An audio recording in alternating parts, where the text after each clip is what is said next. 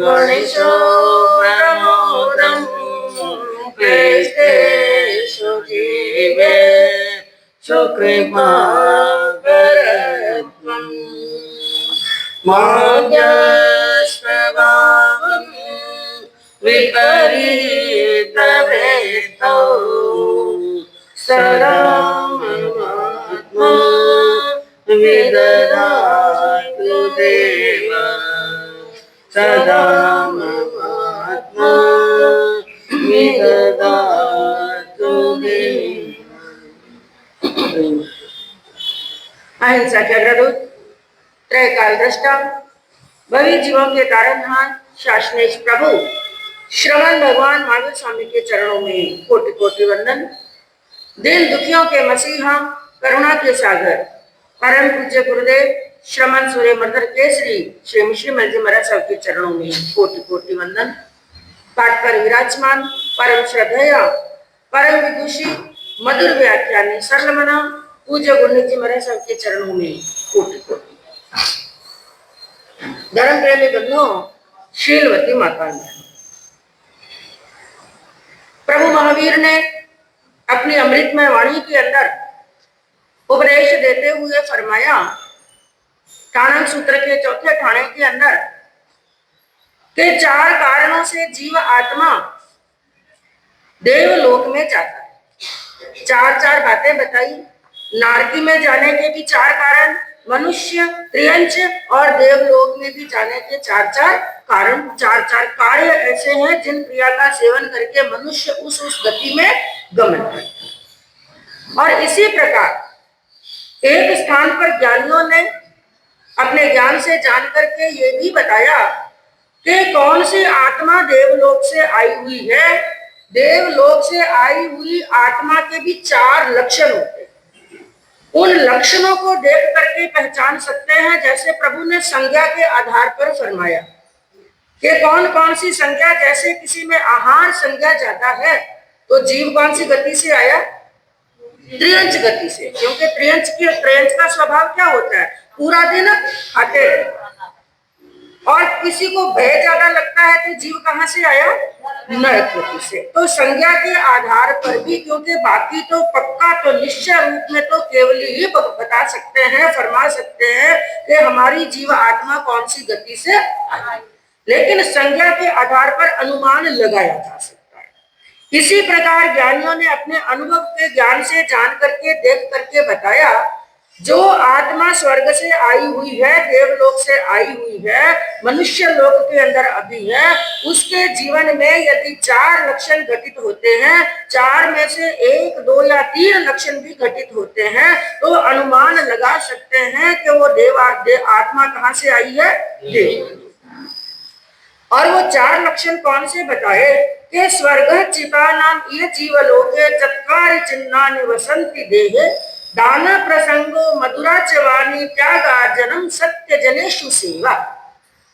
देवलोक से स्वर्गच्युता नाम, स्वर्ग से चित हुई आत्मा के 4 लक्षण, 4 चिन्ह बताए, जिसमें सबसे पहला बताया दान प्रसंगो। उसके जीवन में दान देने का प्रसंग आता है। प्रसंग यानी अवसर प्राप्त होता है। अवसर का अर्थ क्या हुआ, देने के लिए वस्तु भी उसके पास में है, लेने के लिए पात्र भी उपस्थित है। क्योंकि देने वाले के पास में चीज है, वो देने के लिए तैयार है, लेकिन लेने वाला नहीं है, तो वो अवसर नहीं। लेने वाला भी सामने है और देने वाला भी तैयार है, वस्तु भी उसके पास में है, तो दान देने का प्रसंग आता है। उस प्रसंग को अपने हाथ से जाने नहीं देता।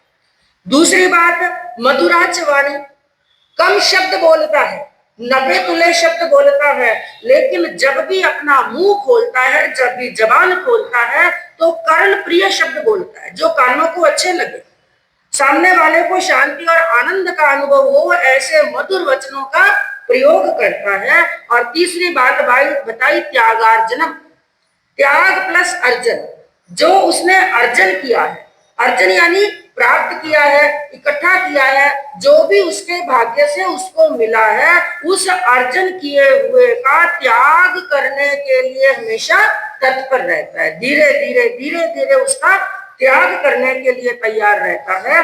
और चौथी बात बताई सत्य जनेषु सेवा, सत्पुरुषों की सेवा के लिए, महापुरुषों की सेवा के लिए, संत पुरुषों की सेवा के लिए, और अपने घर के अंदर जो बड़े हैं, बुजुर्ग हैं, माता है, पिता है, वृद्ध है, रोगी है, जिसको भी सेवा की आवश्यकता है, अपने इस तन को किसमें लगा देता है? सेवा। तो ये 4 लक्षण बताए। आज हम जो पहला लक्षण है दान प्रसंगो, उसके ऊपर थोड़ा चिंतन करेंगे, मंथन करेंगे। और दान के बारे में आप जानते हैं कि प्रभु ने धर्म के 4 मार्ग बताए और 4 ही अंग बताए। 4 मार्ग कौन कौन से? ये तो धर्म के अंग हैं। एक बार पहले भी बताया था, इनको धर्म के मोक्ष के 4 मार्ग क्या बताए हैं? सम्यक ज्ञान, सम्यक दर्शन, सम्यक चारित्र, सम्यक तप। और ये है धर्म के अंग। धर्म का पाया भी कहा जाता है दान, शील, तप और ये धर्म के अंग या धर्म का पाया। तो ये 4 धर्म के मार्ग हैं। दान शील, दानम च शीलम च तपस्च भावो धर्म चतुर्था जिन बांधवेन निरूपित। जिनेश्वर प्रभु ने अपनी वाणी के अंदर यह निरूपित किया है, ये बताया है कि धर्म के 4 पाए हैं, धर्म के 4 मार्ग हैं, दान, शील, तप और भाव। जिसमें सबसे पहला कौन सा है? दान। अब दान किसे कहते हैं, इसकी परिभाषा को समझने का प्रयास करेंगे। किसी ज्ञानी ने क्या कहा? दीयते इति दानम। एक छोटी सी परिभाषा दी, दान किसे कहते हैं? दीयते इति दानम, जो दिया जाता है वो दान है। लेकिन ये बात सुनकर के और अनुभवियों ने क्या कहा कि ये परिभाषा दान की है, लेकिन पूर्ण नहीं है, अपूर्ण है। क्योंकि केवल जो दिया जाता है वो दान ही नहीं होता है। देने के लिए तो एक पिता अपनी बेटी की शादी करता है, उसको खूब सारा देता है, उनके ससुराल वालों को खूब सारा देता है, अपने रिश्तेदारों को खूब देता है, अपने पार्टी करके बेटे को भी खूब सारा देता है। देने को कभी स्थान पर देते हैं। केवल दिया हुआ ही दान हो जाए तो इसका मतलब बेटे को दिया हुआ भी क्या दान है? बेटी को दिया हुआ दान है? नहीं। केवल जो दिया जाए वो दान नहीं होता है। यहाँ पर दूसरी परिभाषा बताते हुए कहा कि स्व परोपकारार्थम वित्रम दानम, जो परोपकार के लिए दिया जाता है। किसके लिए दिया जाता है? परोपकार के लिए दिया जाता है। और वो परोपकार, दूसरी एक बात लगाई, स्व, देने वाला पर के ऊपर तो दूसरे पर तो उपकार करता ही है, लेकिन साथ में किस पर उपकार कर रहा है? स्व। ध्यान से सुनना इस बात को देते समय, क्योंकि आप श्रावक हैं और श्रावक का काम क्या है? नित प्रति क्या देना? दान। साधु को भी दान देते हैं। अतिथि को, आपके द्वार पर कोई भिखारी आ गया लेने के लिए, उस गरीब को, दीन को, हीन को, स्वधर्मी को आप क्या देते हैं?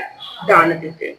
तो दान देते हैं। दान देते समय ये बात सोचनी चाहिए, ये दान देकर के मैं केवल दूसरे पर उपकार नहीं कर रहा हूँ, पर के ऊपर उपकार नहीं कर रहा हूँ, साथ में किस पर कर रहा हूँ?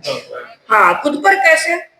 क्योंकि जैसे एक दान वो होता है जिसको अभय दान भी कहा जाता है, सुपात्र दान भी कहा जाता है, उसको देकर के आप कर्मों की निर्जरा कर रहे हैं, आत्मा को हल्का कर रहे हैं। तो ये उपकार किसके ऊपर है? खुद के ऊपर।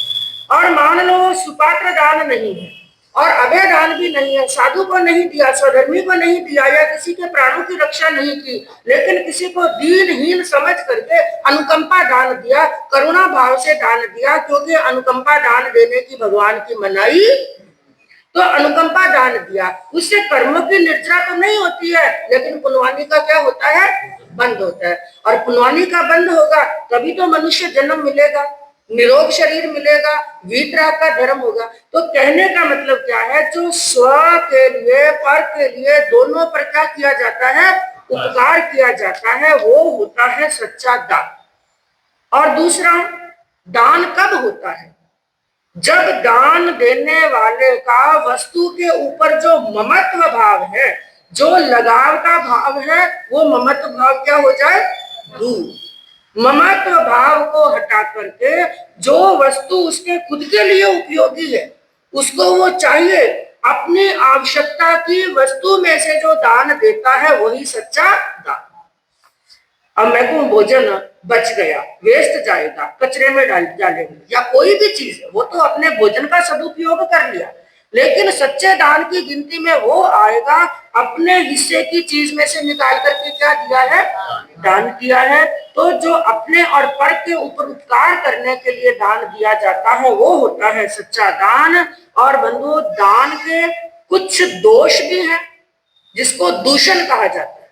जैसे आप संगीत के बारे में पढ़ते हैं, संगीत के अंदर क्या आता है, संगीत के दूषण भी हैं और संगीत के भूषण भी, उपहार दूषण भी है और भूषण भी है। इसी प्रकार दान के भी कुछ दोष भी बताए गए और दान की कुछ विशेषताएं यानी भूषण भी बताए गए। अब दूषण कौन कौन से दोष लगते हैं दान देते समय एक दान देने वाले को, जिनके अंदर क्या कहा, अनादरे विलंबश्च वैमुख्यम विप्रियम वच पश्चातापम च पंचापी सद्दानम दूषयन्तयमि। दान देने वाले दाता को दान देते समय 5 प्रकार के दोषों से रहित होकर के दान देना चाहिए, जिसमें सबसे पहले क्या बताया, अनादरे। अनादरे का मतलब क्या हुआ, दान किसी को दे रहे हैं, किसी को अन्न धन वस्तु जो भी सामग्री आप दान दे रहे हैं, लेकिन कैसे दे रहे हैं, अनादर पूर्वक। कैसे देते हैं, कई बार मनुष्य में अहंकार का भाव आ जाता है ना, अहंकार का भाव आया तो दान देते समय वो क्या सोचता है, आ जाते हैं रोज रोज मांगने के लिए, आकर के खड़ा हो गया जम के समान, अब जब तक इसको देंगे नहीं ना तो ये यहाँ से हिलने वाला दिया, लेकिन उसका अपमान कर दिया, अपमान करके दान दिया, वस्तु भी आपने दी लेकिन वो दान सच्चा दान नहीं। बल्कि मन में प्रसन्न होना चाहिए, मेरी कितनी बड़ी पुण्यवानी है कि आज मेरे द्वार पर मुझे भगवान ने, मेरे भाग्य ने इस स्थान पर ला करके खड़ा किया है कि मैं अपने हाथ से क्या दे सकता हूँ, अरे मैं इस योग्य बना हूँ, क्योंकि इस जन्म के अंदर हाथ ऐसे नहीं रखा ना तो अगले जन्म में कैसे रखना पड़ेगा, ऐसे।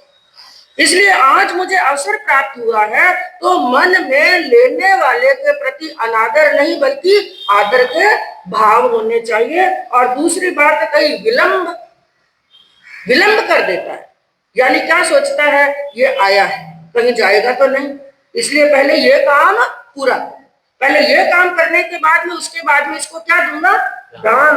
लेकिन दान देने के अंदर विलंब नहीं करना चाहिए, ये सोचना चाहिए मेरे जीवन का एक क्षण का भी भरोसा, अभी मेरे सामने उपस्थित है ये अवसर, अपने हाथों से क्या दे दूं, दान दे दूं। और तीसरी बात क्या कही, विमुखता। क्या बात कही, विमुखता, जिसको हम अपनी सामान्य भाषा के अंदर कह सकते हैं देख करके भी अनदेखा करना। सामने देख लिया कोई लेने के लिए आया है लेकिन क्या फेर ली नजर, जैसे मैंने देखा ही नहीं, थोड़ी देर के बाद में दे दे, तो विमुखता भी नहीं करनी चाहिए। और चौथी बात क्या बताई, अप्रिय कठोर शब्द बोलकर दान देता है लेकिन साथ में क्या बोल देता है, अप्रिय शब्द कठोर। कई बार बोलते हैं ना, जैसे मान लो लेने वाला कोई जवान है, हट्टा कट्टा है, उसका शरीर मजबूत है, इंद्रियां एकदम बराबर है, तो देने वाले के मुख से क्या शब्द निकलते हैं, कटो कटो है, कमाई नहीं खा सकेगा, मांगने का क्या जरूरत है, इच्छा हो तो दो, भावना हो तो दो, दो सको तो दो, लेकिन उसको उपदेश समझा सकते हैं, उसको समझा सकते हैं, प्रेम से भाव से समझाएं जरूर, लेकिन अप्रिय शब्द कठोर शब्द बोल करके नहीं देना चाहिए। क्योंकि बंधुओं, देना आसान है लेकिन मांगना क्या है,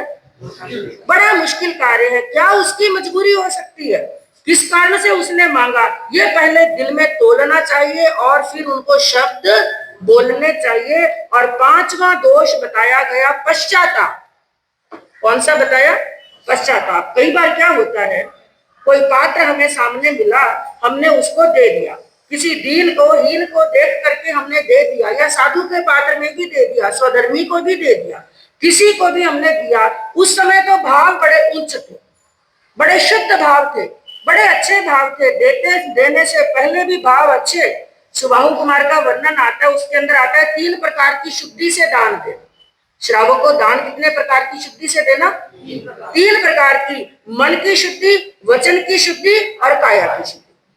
और तीसरा क्या बताया? दान देने से पहले भी मन के अंदर शुद्धि, दान देते समय भी मन में भावना उत्कृष्ट और देने के बाद में भी उत्कृष्ट। लेकिन कई बार क्या होता है, देते समय तो भावना बड़ी अच्छी थी, लेकिन घंटा आधा घंटा निकला और देने के बाद में मन में क्या कर लिया? पश्चाताप।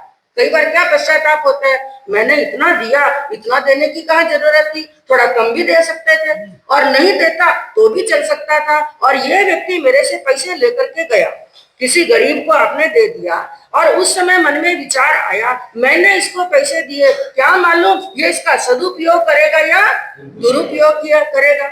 मैं कहूं सामने वाला सदुपयोग करे चाहे दुरुपयोग, पहले देने से पहले सोचो, और दे दिया, देने के बाद में अब मन में पश्चाताप, क्योंकि आपने जिस भावना से दिया है आपको तो वही फल मिलेगा, वो चाहे उसका कुछ भी करे। तो देने के बाद में कभी पश्चाताप मत करना, क्योंकि बंधुओं हमारे आगमों के अंदर, जैन साहित्य के अंदर इसका एक सबसे उत्कृष्ट उदाहरण आता है। देने के बाद में पश्चाताप किसने किया था? थोड़ा जोर से बोलिए। ममन सेठ ने। ममन सेठ का सबसे उत्कृष्ट उदाहरण आता है, जिनके लिए क्या कहा कि ममन सेठ धन संचियो, और संचियो 99 करोड़। कितना करोड़ का धन था? 99 करोड़ का धन था। ममन सेठ धन संचियो, संचियो 99 करोड़, ना खायो ना खर्चियो और मुंह मत फोड़। ना खाया ना खर्चा, ना किसी को दिया, ना अच्छे कार्य में लगा, लेकिन जोड़ जोड़ जोड़ करके माथा फोड़ करके चला गया। कौन था ममन सेठ, और कैसे मिला 99 करोड़ का धन? कथा बड़ी लंबी है, संक्षिप्त के अंदर बताने का प्रयास करूंगी। एक रात्रि का समय था, आधी रात्रि से ज्यादा रात्रि व्यतीत हो चुकी थी, जोरदार आंधी तूफान चल रहा था, और महलों के अंदर श्रेनिक महाराज और उनकी महारानी अपने पलंग पर शयन कर रहे थे। एकदम बरसात बड़ी जोरदार शुरू हुई, बिजलियां चमकने लगी और मुसलधार बरसात पड़ रही है, और बीच बीच के अंदर बादल भी गरज रहे हैं और बिजलियां भी चमक रही हैं। बरसात इतनी जबरदस्त कि बाढ़ के जैसी स्थिति हो गई। जो नदी थी अपने पहाड़ को तोड़ करके बहने लगी, और जोरदार घुटने घुटने तक पानी हो गया। बिजली चमकने के कारण से और बादल गरजने के कारण से महारानी चेतना की नींद खुली। नींद खुली, अपने पलंग से उठी, झरोके में आकर बैठ गई, बरसात का दृश्य देख रही थी। और उसके अंदर देखते देखते, क्योंकि वैसे तो रात्रि का समय था, विशेष कुछ दिखाई नहीं दे रहा था, अचानक जोरदार बिजली चमकी। उस बिजली की चमक के अंदर महारानी ने क्या देखा? एक व्यक्ति इस आधी रात के अंदर, जहां पर ऐसा भयंकर बरसात हो रही है और बाढ़ जैसी परिस्थिति है, उस बाढ़ के अंदर भी वो घुटने घुटने तक पानी के अंदर भी अपने प्राणों की परवाह किए बिना, वहां पर पानी में जो बह करके लकड़ी के बड़े बड़े गड्ढे आए, क्योंकि ऐसी परिस्थिति होती है तो कई वृक्ष बह करके आ जाते, लेकिन वो बड़ी बड़ी लकड़ियां जो बह करके आ रही थी, वो व्यक्ति उस पानी में से लकड़ियां चुन रहा। रानी ने मन में विचार किया, ये व्यक्ति लगता है बड़ा दरिद्र है, एक लकड़ी के टुकड़ों के लिए जिसने प्राणों की परवाह नहीं की। राजा श्रेणी के राज्य के अंदर इतने गरीब लोग भी रहते हैं। रानी की नींद खुल गई, नींद उचट गई, और सुबह राजा को ये बात कही कि ऐसी ऐसी बात है। राजा ने कहा उस व्यक्ति को तो भाई उसकी गरीबी तो दूर करनी। राजा ने अगले दिन समाचार भेजे, पता चला कि वो व्यक्ति कौन है, और उनको सभा में बुलाया गया। राजा को बड़ी दया आई उसकी दीनहीन परिस्थिति देख करके। राजा ने कहा, भाई तुम्हें मेरे राज्य में इतने गरीब हो ये सही नहीं है, बोलो तुम्हें क्या चाहिए? तुम जो मांगो आज मैं तुम्हें देने के लिए तैयार, और इतना दे सकता हूं कि तुम्हारे 7 जन्म की दरिद्रता दूर हो जाए। उस व्यक्ति ने बड़े धीमे स्वर के अंदर कहा, महाराज अगर ऐसी बात है, आप यदि मेरे पर प्रसन्न हैं, मुझे और कुछ नहीं चाहिए, मेरे पास में एक बैल है। क्या है? बैल, बस उसकी जोड़ी का एक बैल चाहिए। राजा को भी हंसी आ गई। राजा के सामने मांगा तो भी क्या, अरे भाई बैल क्या मांगते हो, और जो चाहो मैं देने के लिए तैयार हूं। नहीं राजन, बस मुझे केवल एक बैल चाहिए। राजा ने कहा अच्छी बात है। श्रेनिक ने कहा अपने सेवकों को भेजा, इनको बैलशाला में लेकर जाओ जहां पर हजारों बैल बंधे हुए हैं, और जो बैल इनको पसंद आ जाए वो बैल दे।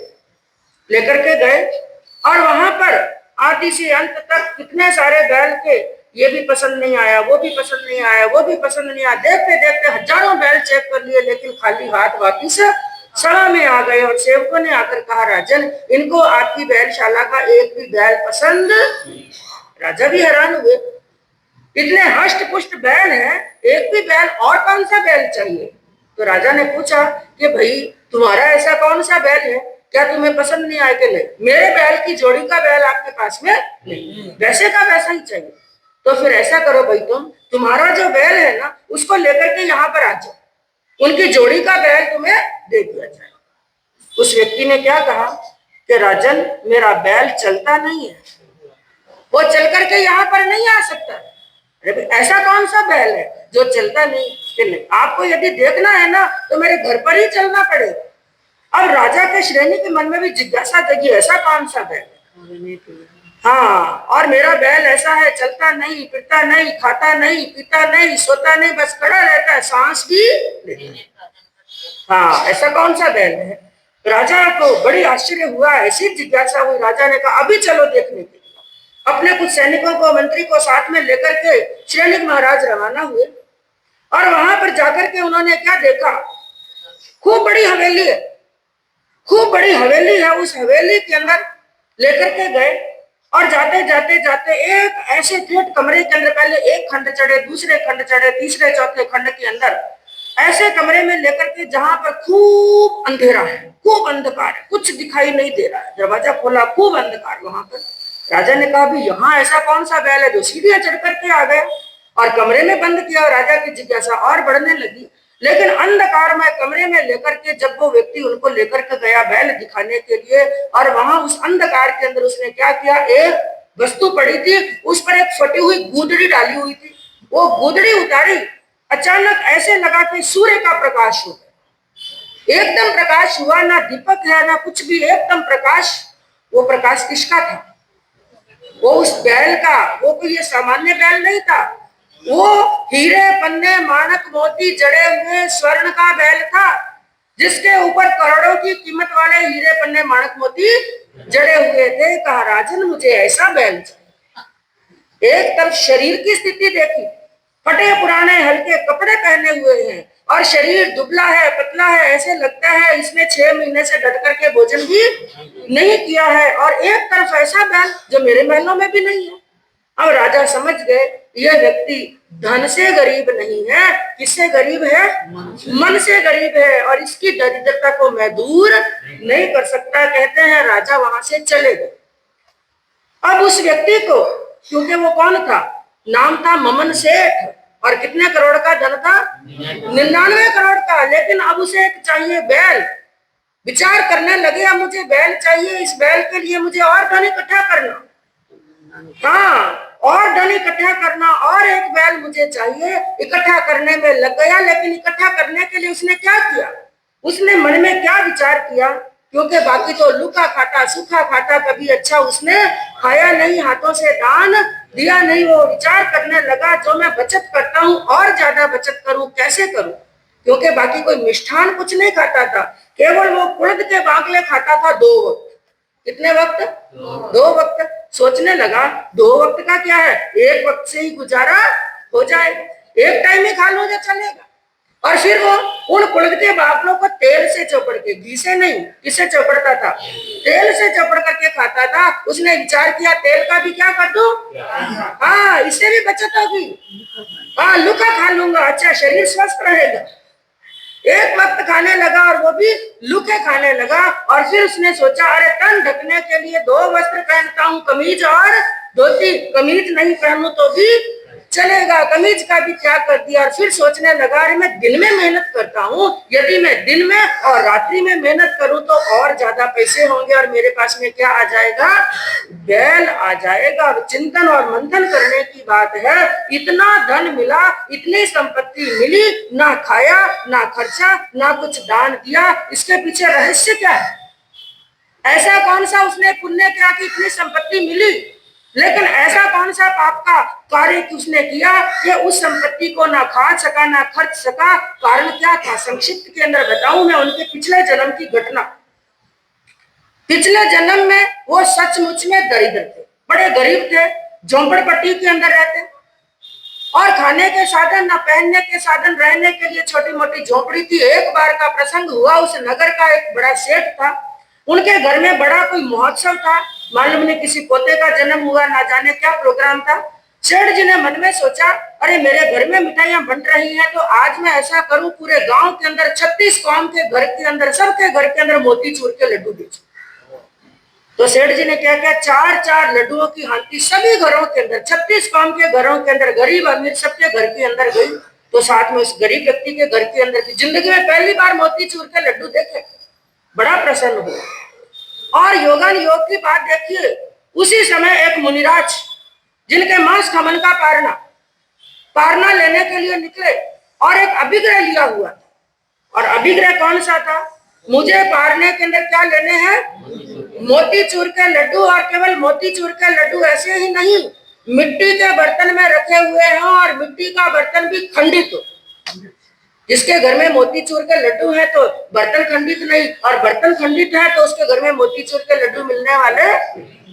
तो ऐसा अभिग्रह लेकर के निकले हुए थे, घर घर में जा रहे थे, अभिग्रह फला नहीं। और इधर वो गरीब व्यक्ति, उन्होंने देखा, रे आज संयोग अच्छा है, देने के लिए वस्तु भी मेरे पास में है, और लेने के लिए मुनिराज भी पधार रहे हैं। और भावना भाई मुनिराज गोचरी लीची, और मुनिराज ने देखा कि मेरा अभिग्रह फल गया, मोतीचूर के लड्डू है, मिट्टी मिट्टी के बर्तन में, खंडित बर्तन। और मुनिराज ने पात्र रख दिए, और पात्र के अंदर एक लड्डू बहराया। मुनि ने मना किया, लेकिन उत्कृष्ट भावना, आज संयोग है, दूसरा लड्डू बहरा दिया, तीसरा बहरा दिया, और चारों के चारों।